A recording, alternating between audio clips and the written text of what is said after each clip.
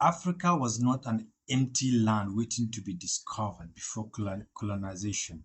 Africa was a home to empires, kingdoms, trade systems, universities, spiritual systems, military structure, and complex political networks. From the Kingdom of Benin to the Mali Empire, from Great Zimbabwe to the Kingdom of Congo, Africa was organized, resourceful, and interconnected.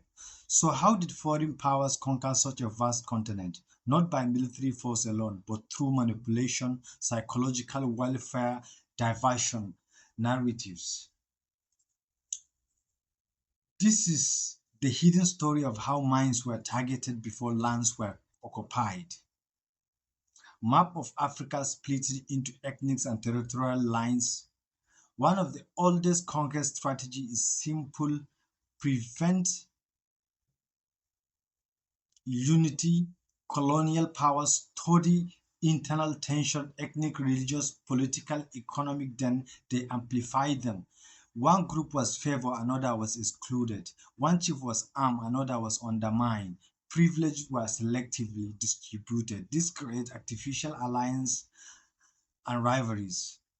Communities that once traded together begin competing for access and survival.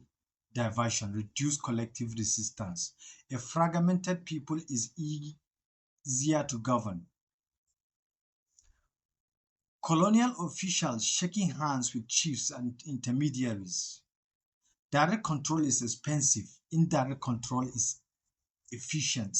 Rather than replacing every institution, colonial system often co-opted local authority figure, chief interpreters, merchants, and intermediaries because operational bridges, some collaborated for survival, others for advantage. Power was re-engineered, authority become tied to external powers, leadership interference change. Instead of accountability to local communities, many structures become accountable upward to colonial interest.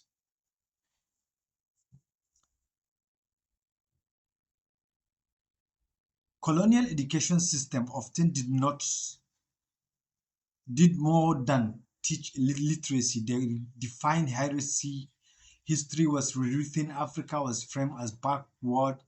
Europe was framed as civilization. Local knowledge systems were minimized. Language itself became a gatekeeper. To access power, one often had to access the colonial's language, systems, and worldview. This was not always explicit force. It was psychological architecture, shaped self-perception, shaped aspiration, shaped dependency. Religion sometimes functions as both sincere faith transmission and international influence. More legitimately, matters if conquered appears violent, resistance increases if conquest appears righteous. Conflicted, complicated spiritual framing soften political resistance in some contexts. Conversion sometimes precedes cultural restructuring, value changes, norms changes. Social authority shifted not vastly, not uniformly, but significantly. Dependency is control without change. Colonial economics were often structured around extortion, raw material moved outward, manufactured goods moved inward, infrastructure was frequent design around export efficiency, not local development. Priorities, economics incentives were rearranged. Labor patterns change over time. Dependency becomes structural.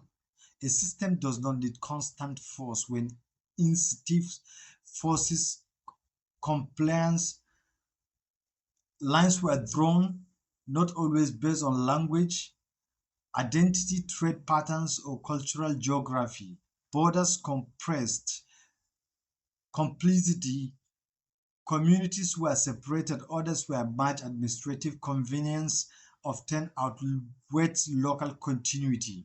Long African colonization, this structural division continued shaping political tension and governance challenges. History leaves architecture behind. Colonization did not end only on paper. Its effect lingers psychologically and institutionally. Trust fractures, imported systems, structures, status hierarchies, but history is not destined. Understanding mechanism of manipulation is not about victimhood, it's about clarity. A system understood is easier to redesign. Young Africans building business, coding, farming, teaching, creating.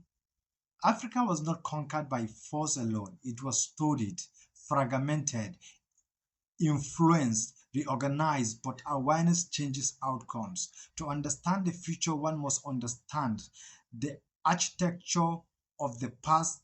The strongest resistance begins with pattern recognition, not just reclaiming land, but reclaiming narratives. System and psychological sovereignty.